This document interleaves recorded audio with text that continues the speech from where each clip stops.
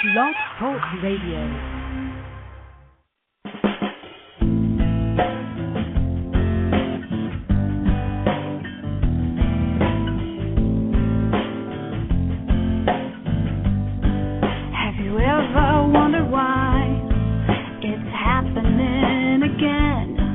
Welcome to Mindshifters Radio with your co-host, the Forgiveness Doctor, Dr. Michael Ryce, and his wife, Jeanie. Michael and Jeanie share with you the wisdom of the ancient Aramaic internal process of forgiveness. They offer tools and support 5 days a week from 2 to 3 p.m. Eastern Standard Time. They will support you in building a solid foundation within yourself to live in pure love. In Aramaic, Rachma. Michael is the author of Why Is This Happening to Me Again? For more information on Michael and Jeanie, please visit www.whyagain.com. And now your co-host, the Forgiveness Doctor, Dr. Michael and Jeanie Ryce. And the truth that is rooted within me. Hi, and welcome to Mindshifters Radio with the Forgiveness Doctor, Dr. Michael Ryce. Today is Memorial Day 115. Michael will talk about that here in a minute. Our call-in number is 646-200-4169. Give us a call or talk to us in the chat room and ask us your question. Michael, hi. Hey, sweetie. Dr. Tim with us this morning? Yes, I am. Well, hey, Tim, how are you? I'm doing well, thanks. I just got an email from somebody that said that today is the International Day of Peace. A great day to do a few worksheets on anything that upsets me. You mean something outside of you could possibly upset you? Is that what I just heard? Yes, I think that happens. I think that happens, and I need to correct my thought in that area. Yeah, I don't think anything outside of us can upset us, but it can sure show it to us if we got it. Yes, indeed. So I wasn't aware about the International Day of Peace, but Christian Science reading rooms are suggesting people come in at noon for 5 minutes of prayer and to pray for peace. Awesome.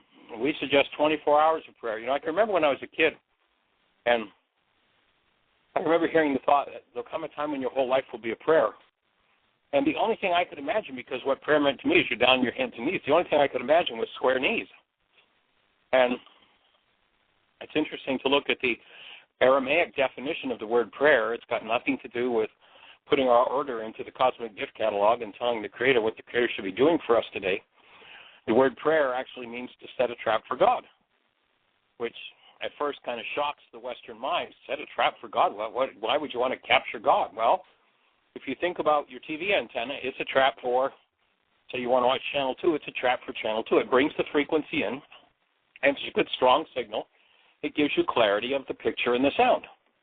In exactly the same way, you have a human form which is literally designed to be a trap for the active presence of love. The Creator isn't some bearded guy on a throne somewhere. The Creator is love.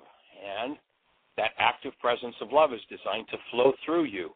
If we're out of alignment, then it doesn't do very well at that. And, of course, we tend to blame everybody in the world, and there's the root of war. Once you realize that prayer means to set a trap for God, that you become the space where the active presence of love shows up continuously, then you start to realize what work you have to do it. You know, what hostilities and fears do I have to take me out of alignment? And interestingly enough, the word nafsh in Aramaic that's been translated soul also properly translates a tuning mechanism. What do you attune to? And so we're just exploring that actually in our intuitive development. Our whole morning this morning in the Intuitive Development Intensive has been exploring that. And there's a really awesome NPR interview, just audio, of course, of Jill Bolte-Taylor. And Google and download that. We'll make sure we get it linked on our site. But we just finished listening to it in the Intuitive Development class, and, you know, it was really kind of Jill to have this stroke as a neuroscientist and be able to describe it all because she's just verified everything we've been teaching for 4 decades. And you look at how she explains that when she had a left brain stroke and her perceptual apparatus and her left brain shut down, how awesomely she experienced herself as a human being.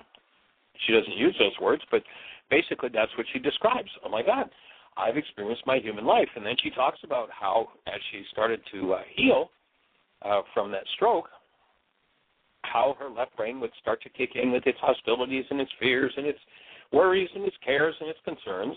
And she would just tell it to shut up. You know, it's like, enough. That doesn't feel right. I'm not going there.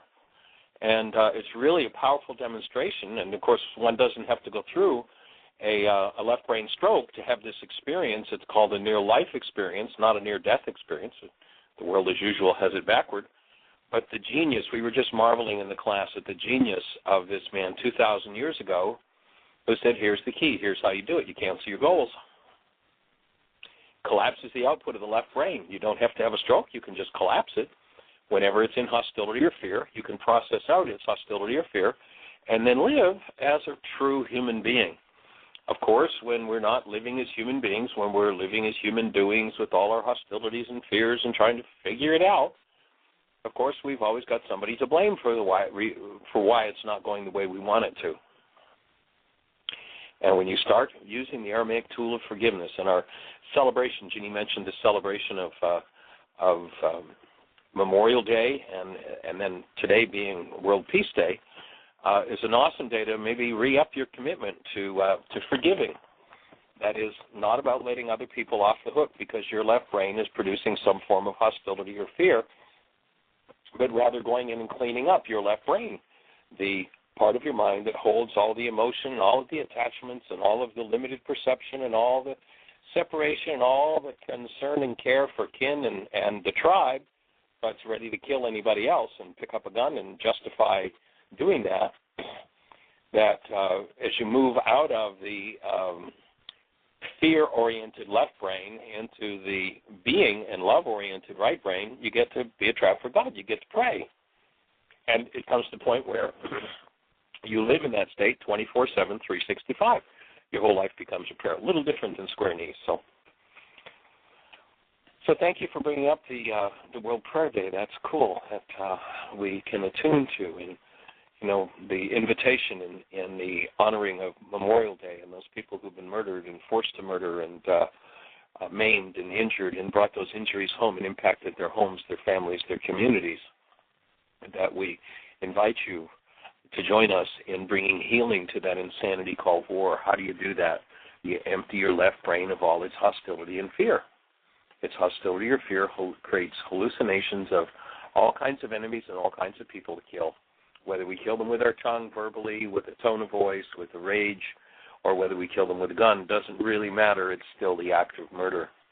And when we awaken to who we really are, then we get to live as human beings. We bring in the active presence of love. We perceive through the filter of love, and we just function differently than the old hostility and fear-based game. So that's what we're here to support you in with our tools. And if you're not familiar with the how-to of Aramaic forgiveness, it's the opposite of what the Greeks have taught us. You know, the Greeks have taught us you did something really terrible that caused all this pain inside of me, but it's okay, I'll forgive you. In Aramaic, the conversation is about, oh, thank you for showing the pain inside of me. I think I'll remove this. The how to remove it is laid out in the first 4 links under the section on our website, download worksheets. So we've got www.whyagain.com. On the right-hand side, 5 or 6 links down, you'll see download worksheets.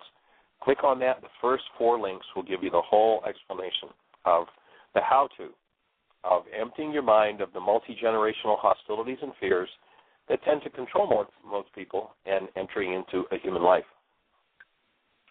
So we're here to support you in doing that. Michael? Yes, sweetie?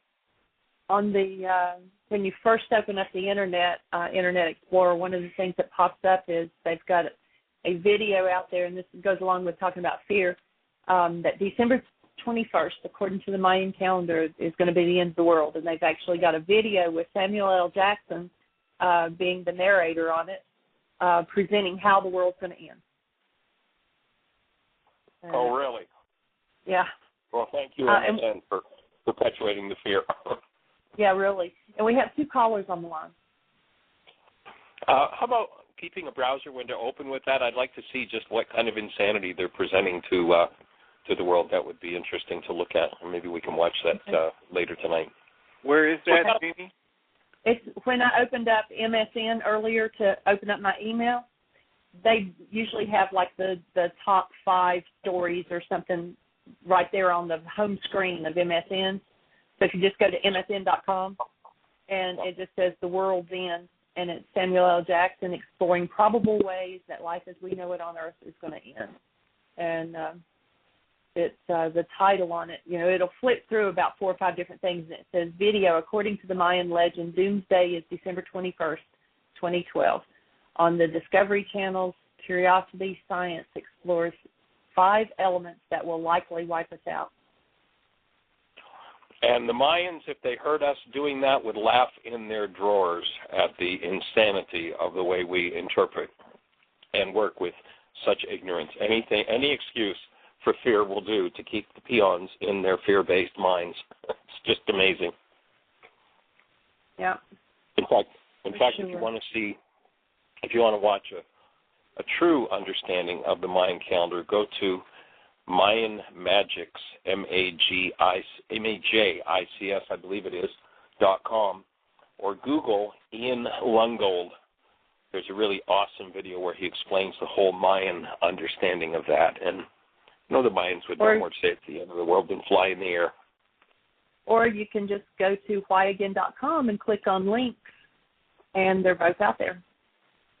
She's got it all handled. You're amazing. Did you put a link to this to the MP3 of the Joe Bolte-Taylor interview? I have one out there, but it's actually the TED.com, so I will add this one underneath it so that they're both out there.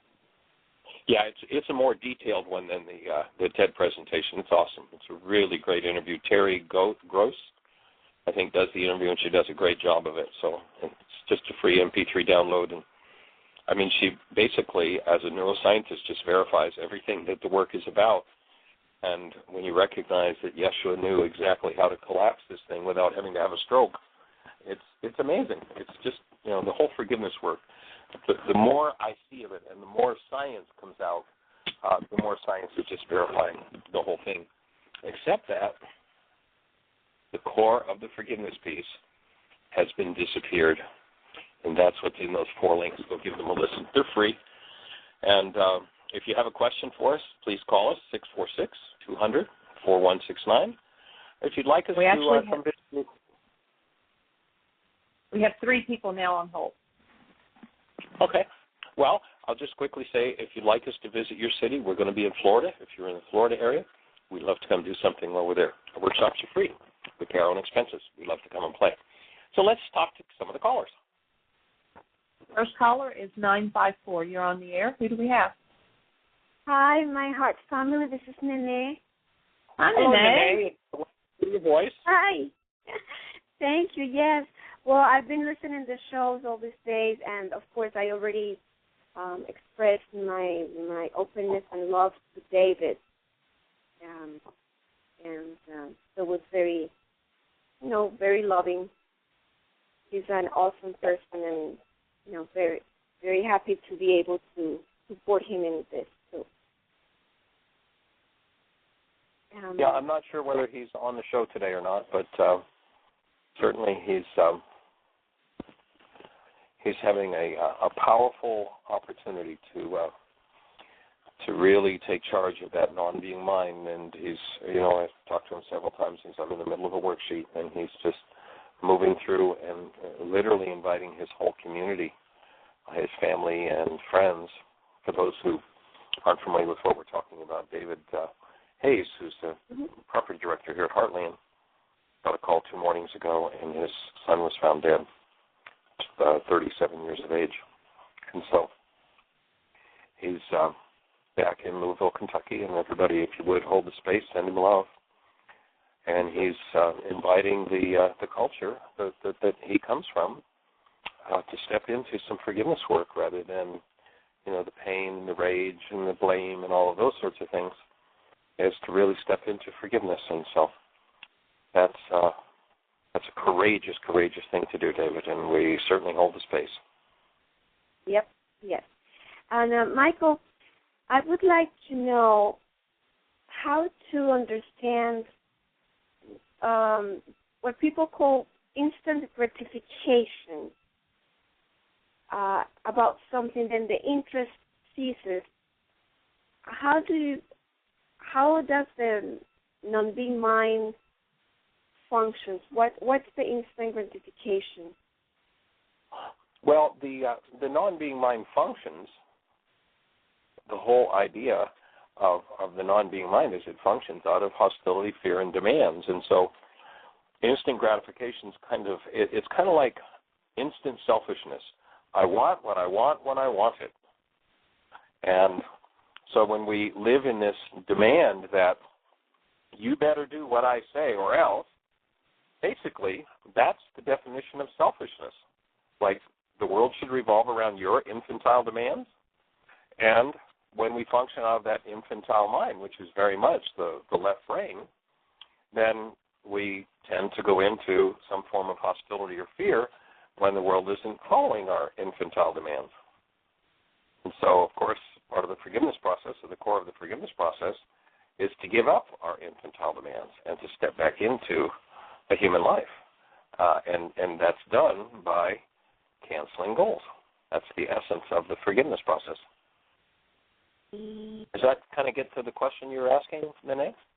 Yes. And also, I wanted to share that I've been watching in the internet, Netflix, this how the mind works.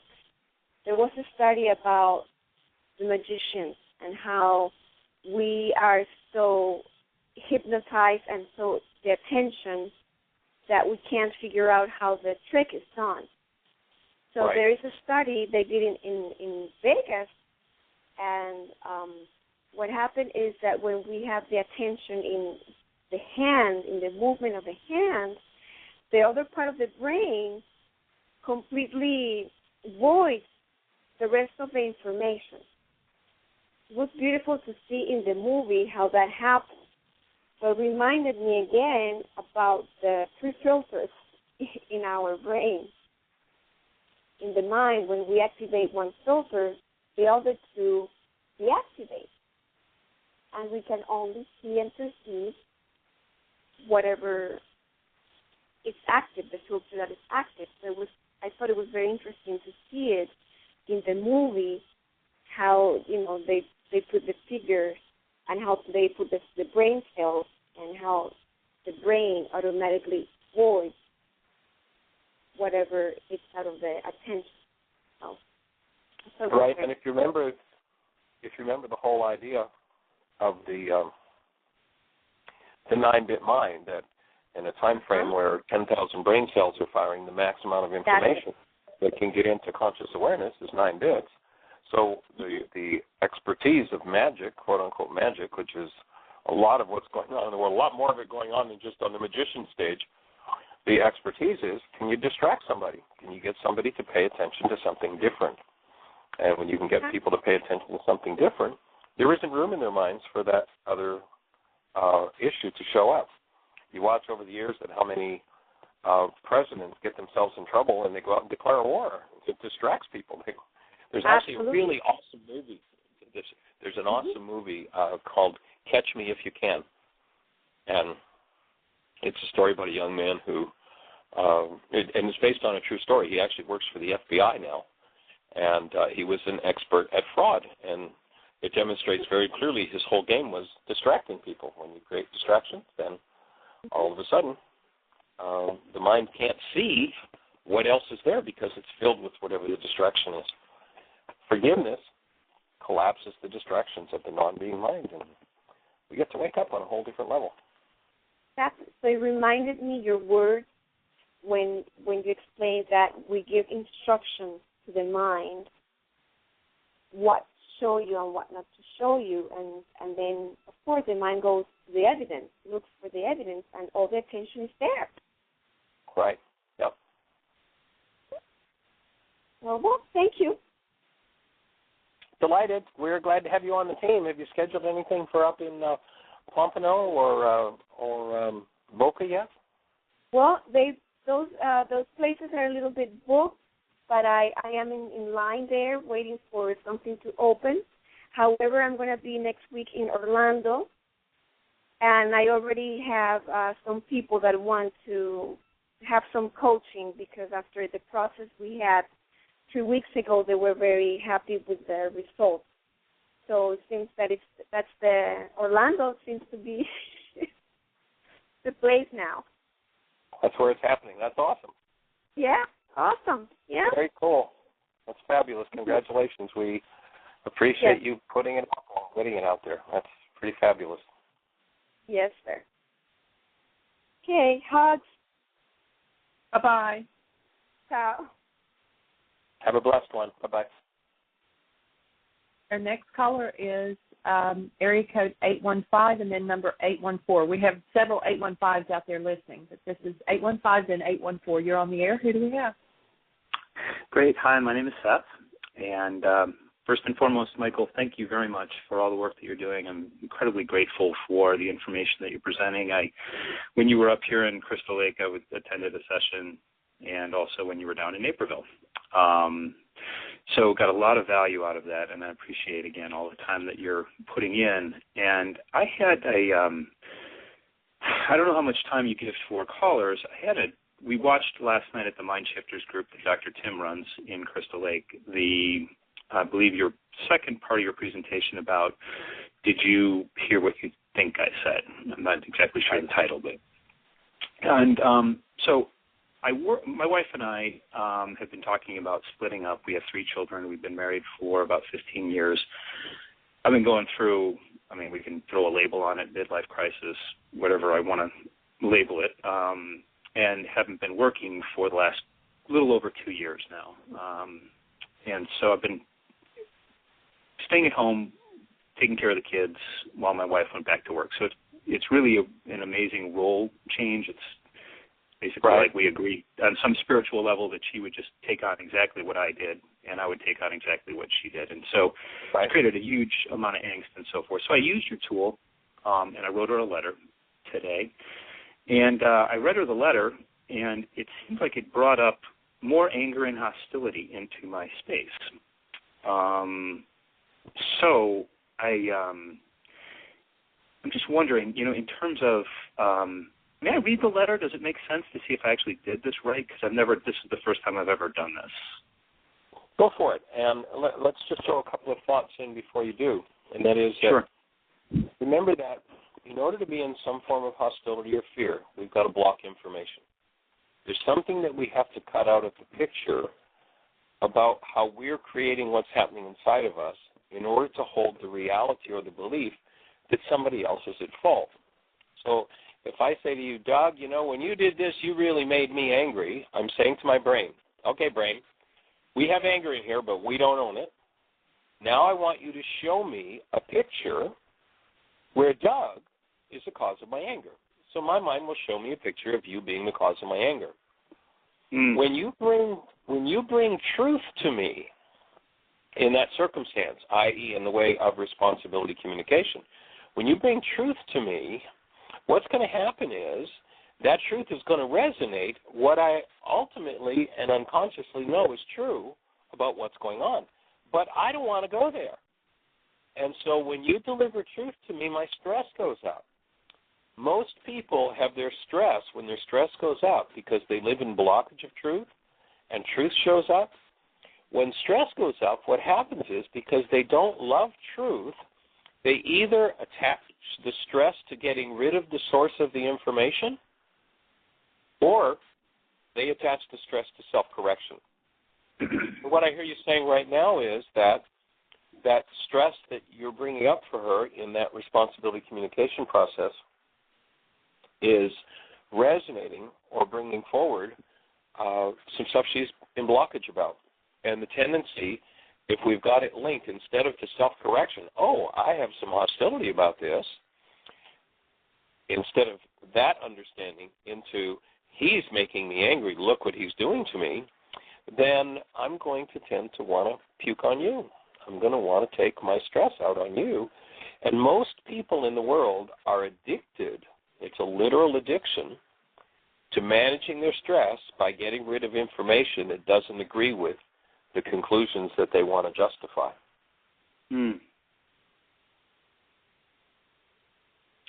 And when you start really doing your work and healing, is your wife participating in any of the classes or learning any of the tools? She has. Yeah, she attended the codependence to interdependence workshop that you put on in Naperville, and then she recently went to a Mind Shifters here that just got started in Cary, Illinois. Cool. Yeah. Awesome. So you've got an opening to start to build brain cells, and so maybe just inviting her to listen to this show might allow her the space of, instead of blocking truth in order to manage stress, to be able to go, oh, okay, I've got some stress here. Gee, I've got some stress, you've got some stress, I'm blaming you, you're blaming me. How about if we each take our power back, and I take responsibility for my stress, and you take responsibility for yours, and we really, truly function as human beings. If you think about those 3 babies you have, the first time you held them, you knew what the awesome experience of the presence of love was, what a human life was. And most of us, because of our family dynamics, what we've been brought up with, and the power person issues that we talk about in the codependence workshop, most of us just totally and completely shut down our human lives. And we start to function outside of a human life. And what we're looking to do is to support people in being able to bring their human lives into the presence of what perhaps are some insane family dynamics, and bring healing to those family dynamics. And so perhaps assuring her that the idea of the responsibility communication is to open the space for each of you to be responsible for and heal your anger rather than the blame game might help to open the space for willingness. I know that when somebody starts to do their work, there are 4 responses over the years that I've seen that people have. If one person does their work and the other one doesn't. The first one is, wow, that's awesome, I want some. It looks good on you. Give me some too. The second response is, I can see that what you're doing is really working for you. That's fabulous. I'm not interested, but I'll support you. The third one is, I'm really peeved that I can't control you anymore, and I'm going to crank up the heat as much as I can to try to force you back in the corner that I'm used to you being in. And the fourth one, unfortunately, is there's no resonance left. I'm out of here. If we're going to clean up the hostility and fear and there's nowhere for me to project my hostility and fear, then this relationship doesn't serve me anymore. And that's usually when divorce happens. And when one associates a partner with what they consider to be unresolvable stresses, and only unresolvably because they refuse to go inside themselves and be responsible for them, when they associate that person with the unresolvable stress, then too much of that, and that's when divorce happens. That's when a relationship is like, I can't stand being around you because what you bring up in me is too painful. I don't want to be responsible for it. I don't want to work through it. I don't want to look at it. I don't want to deal with it. And I can't stop feeling it when I'm around you. Therefore, you must be the problem in my life. Right. Of course, as we say in the workshop, you can't feel anybody else's. So if when I'm around you, I'm feeling something, then you're showing me something that I could be about removing and forgiving rather than blaming you for. And it's we have a lot of history, as you can imagine, and the codependence to interdependence brought up a lot of stuff. I mean, that's just a fabulous message that you presented there. I mean, it hit me square on the eyes, and I think that we, in our relationship, we're addicted to certain patterns. We're just totally addicted to them, and I recognize that I'm not perfect, and I'm still, I fall into these patterns, and yet there's a piece of me that's saying, my God, this is a path out. Why don't we at least give this a shot? And some of the message back is, you're doing it to me. This is the way that it is, and you're just, whenever I'm around, just almost as exact words that you just said, Michael, was how come whenever I'm around you, I am pissed off, and the rest of my life is perfect? Yep. Well, we just went to the workshop. Did some of that? Did you hear anything there? It's like, my God. So, and it seems, and I had a question with regards to. It seems like those 4 points of what could happen are very that help clarify, the responses that I'm getting here, and I'm wondering if, even as I start to do this work and bring this stuff up, is there? It's almost like there's a barrier here that's so entrenched and so it's like a wall is there almost.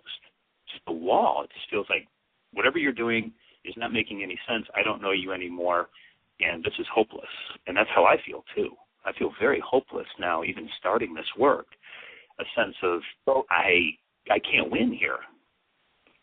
So your next piece of work is going to be to work through your hopeless and helpless realities. One of the things that we talk about in the Healing Through Relationships workshop, and one of the things you might want to do is bring some of the DVDs into your home and start working together with them more intensely. But one of the things we point out is, I'm sure you've seen it when you were in upset or somebody, maybe your wife was in upset, and one of the children, being small, thought that they should be able to fix it, should be able to repair it. So the child comes over to the crying mom or the crying dad, and the child's 3 and doesn't have any clue what's going on, but feels like it should be able to repair that damage or that pain for the parent and can't do it. And so, and of course, as children, we all tried to do that. And when we can't repair it, when we can't fix it, what most people make up literally are 4 different realities, 4 different files, so to speak, that are opened in the mind. And that is, one is, it's hopeless. Here I am, I'm 3 years old, I tried to fix it for Mom, and I couldn't. It's hopeless. Second file is, I'm helpless. There's nothing I can do about it. Third file is, and it's my fault. I should have been able to fix it. And the fourth file is, I'm a failure. Almost everyone on the planet has those 4 files in their minds from that experience of the 3-year-old trying to fix it. So the minute that one uses projection communication, you made me angry, you made me sad, you made me afraid, what that unconsciously communicates to a person is, I'm supposed to fix it for you. And that's an impossible dream. I know that from when I was a 3-year-old. I can't fix it. So what it opens is hopeless, helpless, fault, and failure. And so what we suggest is if you recognize that that's the level that you're at, then your work at this point isn't about her. Your work is about you forgiving, and there's where the forgiveness worksheet comes in, you forgiving the hopeless, helpless, fault, and failure files in your mind. So that when it happens, you stand in being that same awesome presence that your first newborn was when you held them, that you stand in the presence of your being, and that you forgive anything to do with anything being your fault, anything to do with you being a failure, being hopeless and helpless. And when you do, then you'll simply stand in being, and there'll be communication. And the communication may seem to bounce off the wall, but instead of the communication when bouncing off of the wall, instead of it stimulating, hopeless, I'll stand in being and go, so I need to find a different way to communicate. All right. And that's part of the learning process. If we had think about your children when they were learning to walk. How many times did they fall on their butt? Was there any point at which, as a parent, your kid, you've observed them fall for the 4,000th time, and you went over to them and you said, look, kid, you're never going to walk. Just forget it. Stop. Never mind trying to walk again. I mean, of course, you wouldn't do that. That would be ridiculous. Falling is part of learning to walk. And so instead of the file going into it's hopeless and helpless, as you clean those out, when it bounces off the wall, you go, obviously I need to find another way to communicate. I need to find another way to say this, to work through this. And you shift communication styles, and, you may fall on your butt 4,000 times, but as long as you maintain your human life, that is the active presence of love, instead of some form of hostility, fear, fault, failure, guilt, blame, whatever, then you're going to, simply proceed with the process. And you're going to bring healing in that situation, in that circumstance. But especially when you have a lot of history, what that means is, we have a thing we call the file folder effect. And the file folder effect says when one file fires at the same time as another, the two files are literally wired together. Mm-hmm. And so if what's fired in my mind is, my pain is up to the surface and I'm looking at Doug, all of a sudden Doug and my pain become associated, even though the pain is for me as a 3-year-old. So now all I have to do is be in Doug's presence.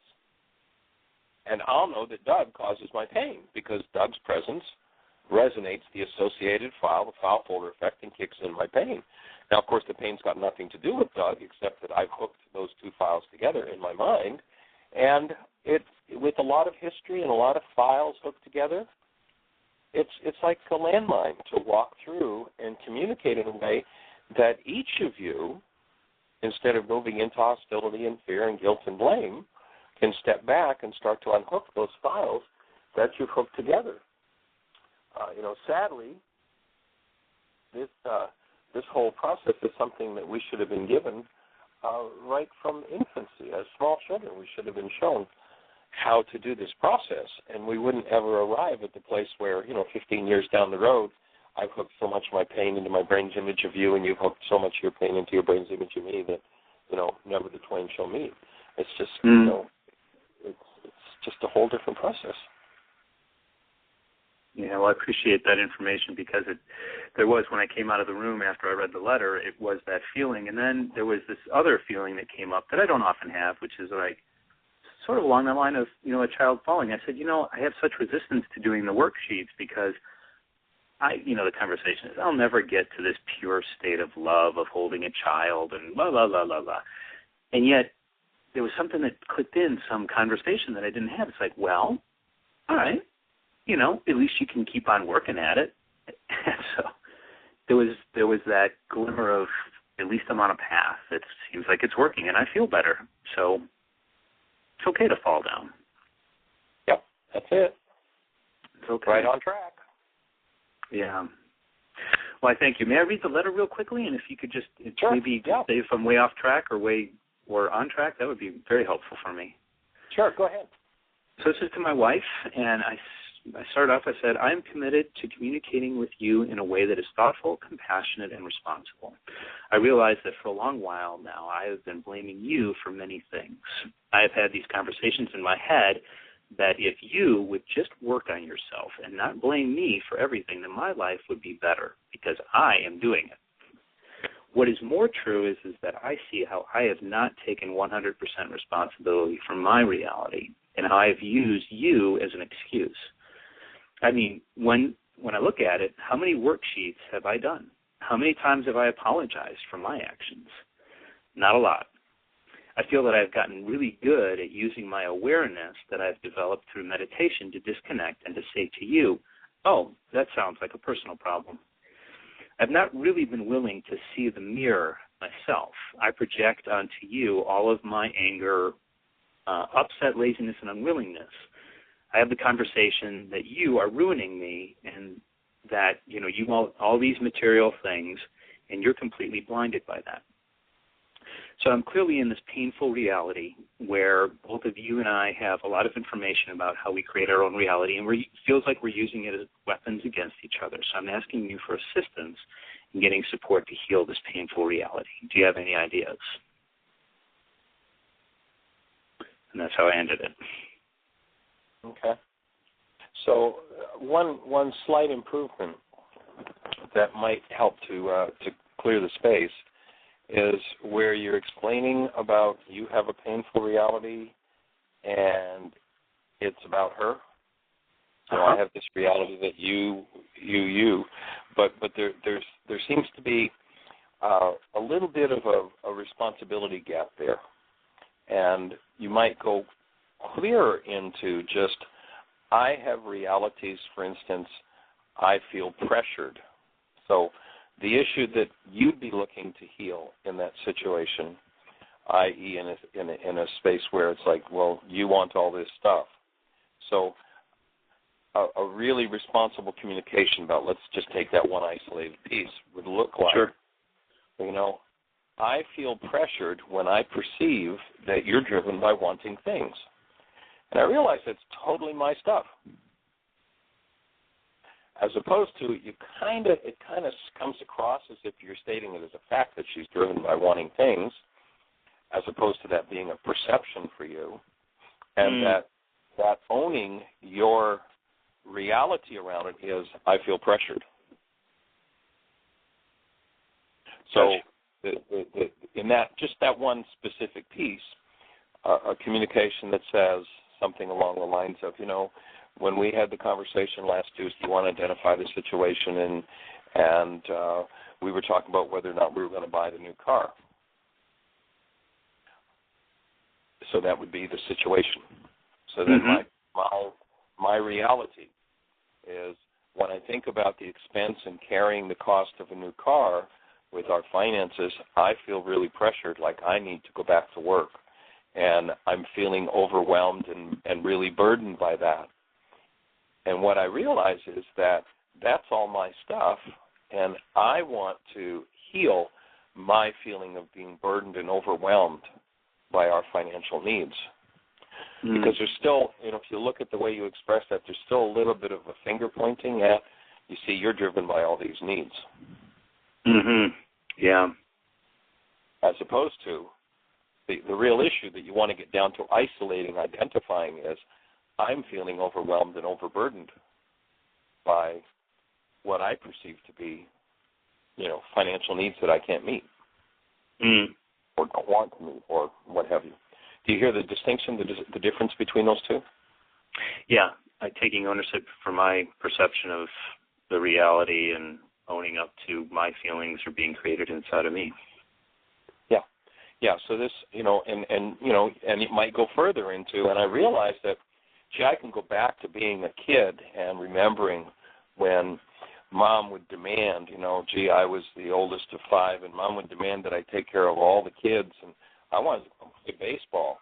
And instead of being able to go out and play baseball, you know, I was overburdened and overwhelmed by having to take care of these kids.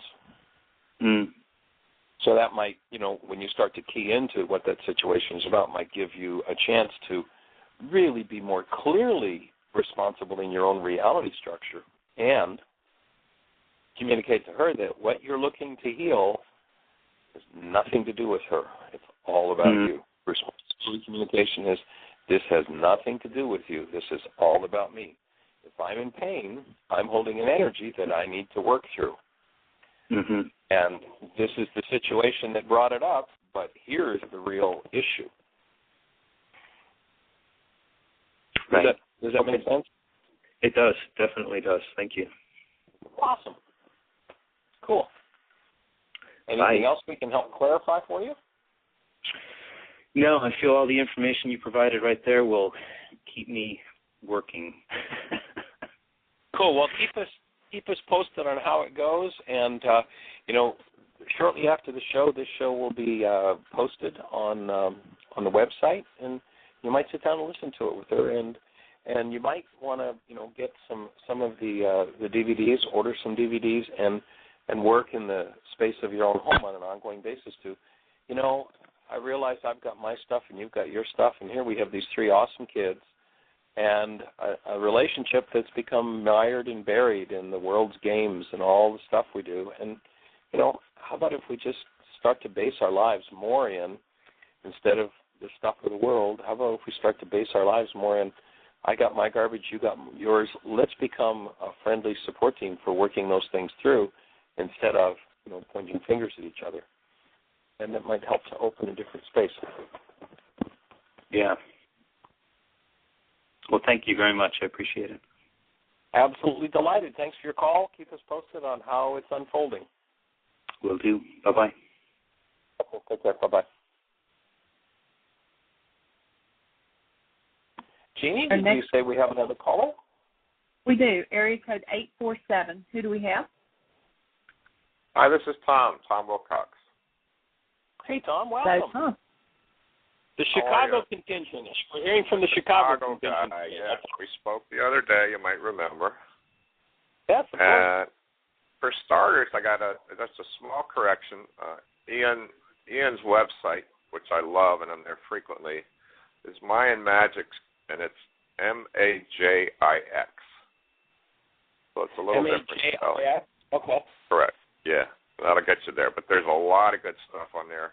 Oh, I love the way they've analyzed that. And I also just wanted to say about the whole fear-mongering thing about, 2012 stuff is, as I look at it at least, they're saying it's the end of the world, or it's the end of time, I think is really closer to the definition. And I think that's all true, but it doesn't mean we're going to blow up. It means that the world as we know it is going to be left behind. And what's going to be left behind is a lot of this fear, and we're moving towards love, away from fear. The energy of the universe is changing in support of what we really are, which of course is love. And through a lot of ways, not the least of which is the work that you're doing and sharing is helping us to release that stuff. And as time goes on, and as to me, the aquarium water is changing on a daily basis, where the energy surrounding us, what we're made of, is changing towards this to make it easier to move in that direction, because that's apparently what the time is finally here, where we're moving into another paradigm where we're going to be, I think, closer to our divine selves and so forth. So yeah, you could say the world's coming to an end, but it's actually very good news. That's the way I look at it. Yeah, well, Ian Lungold's video on Mind Magic's site is about a 3-hour video, and the way he explains the energetic use of that calendar, that people use this calendar on a daily basis to determine what the universe was supporting them in, and that the shift that's coming is not the end of time in any way, shape, or form, but the end of an age of control and power, and that the energetic shift on the planet is going to be toward ethics and decency. And he does an awesome job of putting that together. So, yes, thank you for the spelling of that. Yeah, it was different. I wanted to ask for your support too. I was talking about a couple of health issues I had coming up, but I'm calling you from the ER, and I'm on my way to the ICU, and I'm having a craniotomy, getting some brain surgery today, which I know is going to work out fine, but they're going to be relieving a lot of pain brought on by pressure from a brain bleed, and so that's a couple things I'm doing that I have to get to before I get down there to see you guys personally. I just lost your voice. Well, that's all I had to say. Oh, okay. I didn't quite hear the last sentence. The support you would like is? Oh, just in general support.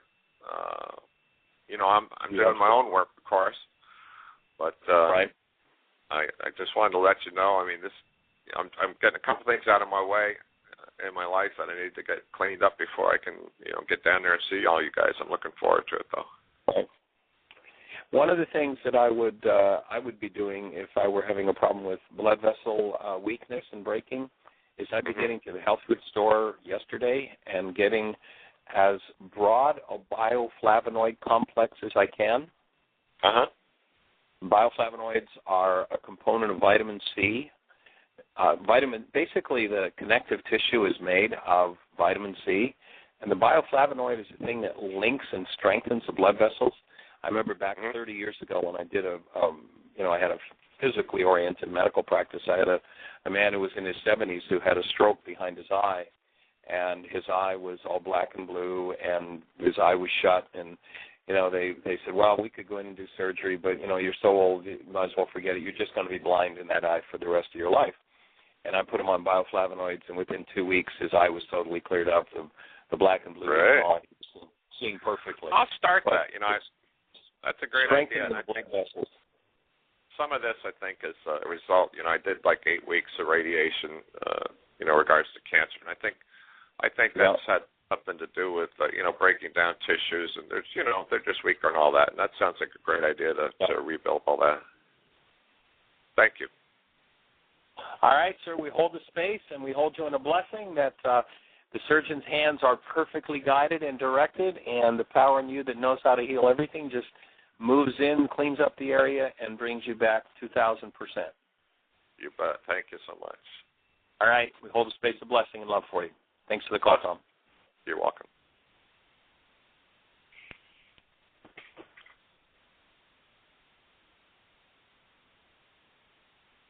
So, Jeanie. That's all of our callers and everybody in the chat room just listening. So.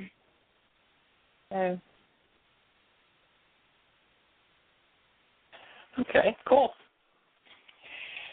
Well, Dr. Tim, do you have any thoughts for us? How'd the support group go last night? Well, sounds like you got young one in there that's on doing his work.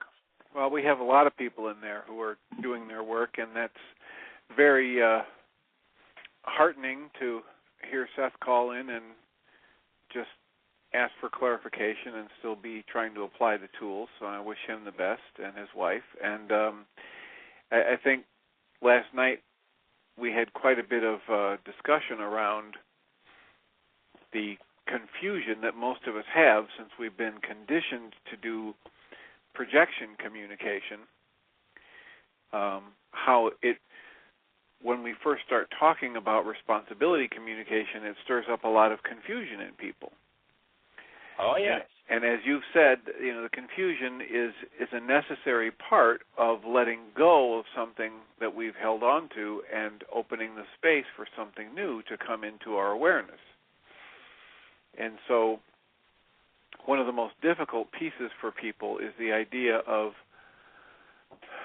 describing a situation that happened in completely objective terms, things that only a camera could see or a microphone could pick up. And we're so conditioned to use these emotionally loaded words that's one of the hardest parts to begin this process, is to take out everything that's relative to judgment and everything that's relative to blame or shame or guilt, and simply describe a situation.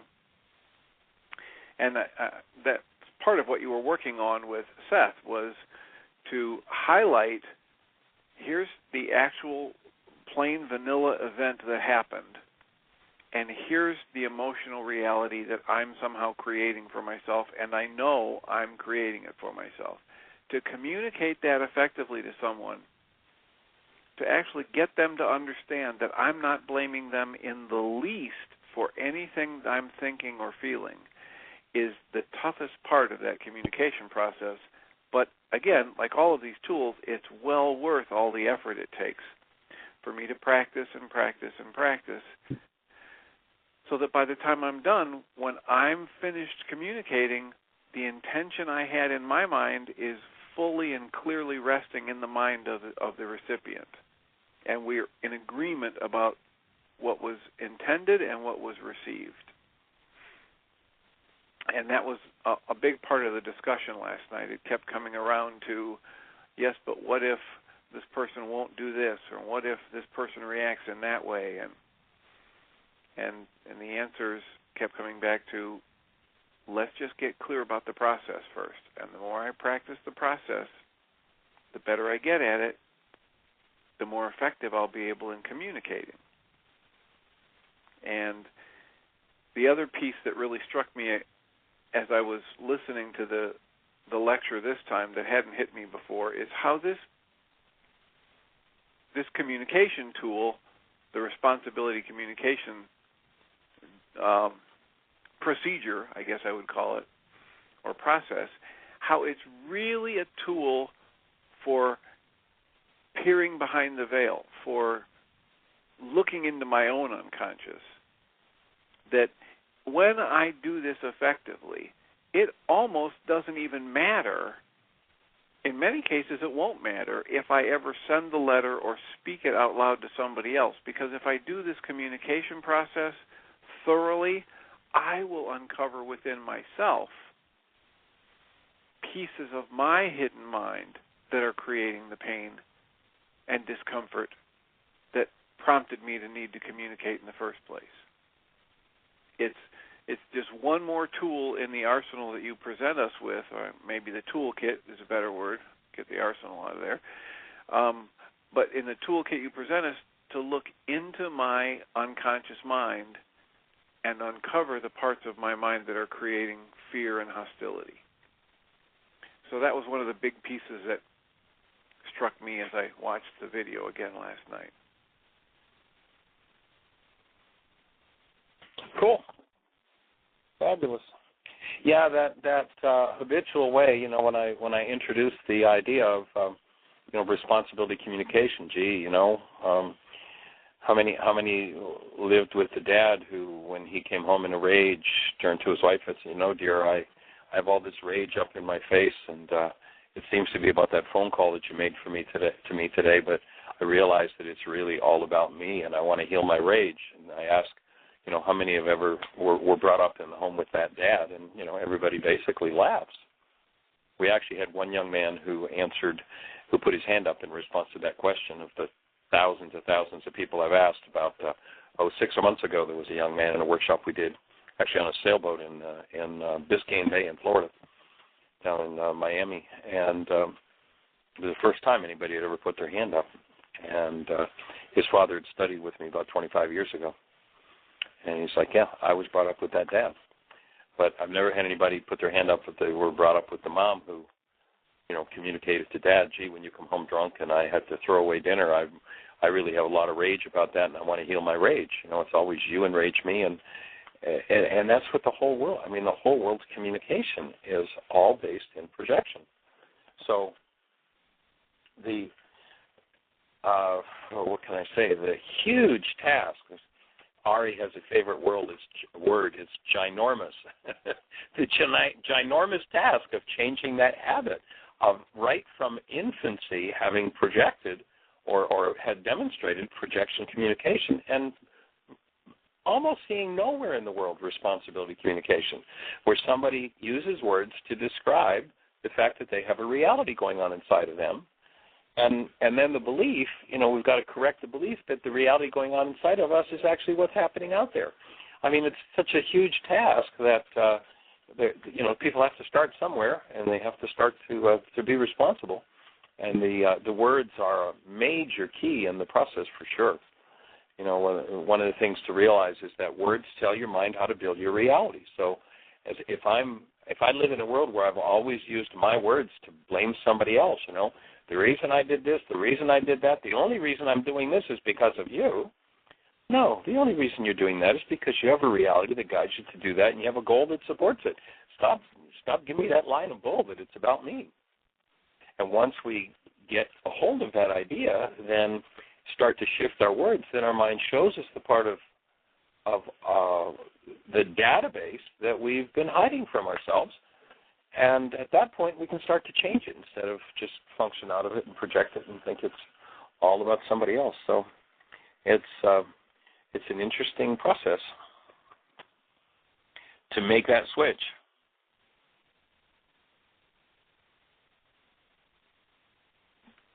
Well, and rewarding, it goes way beyond interesting to rewarding, and that's why I'm still committed to doing it. The benefits in my life and relationships are fabulous. So, and it's a blessing to be able to share that with others. And I just want to take a moment to encourage anybody else who's listening or who's thought about it to start their own support group, because if you want to go quickly, go alone, but if you want to go far, go together. Gather people around you for support and love, and you'll be amazed at the difference it makes. Yep. Absolutely amazed, and we're down to about 50 seconds or so we're going to say, please pick up the tools. Bring somebody to the show tomorrow, and have the best year yet of your eternal life. We hold you in the blessing. Bye-bye. Thank you for listening to Mind Shifters Radio with the Forgiveness Doctor, Dr. Michael Ryce, and his wife, Jeanie, who present the internal Aramaic process of forgiveness. Michael and Jeanie are here every Monday through Friday from 2 to 3 p.m. Eastern Standard Time on Earth Angels Radio. For more on Michael and Jeanie, please visit www.whyagain.com. That's www.whyagain.com. myshiftersradio.com.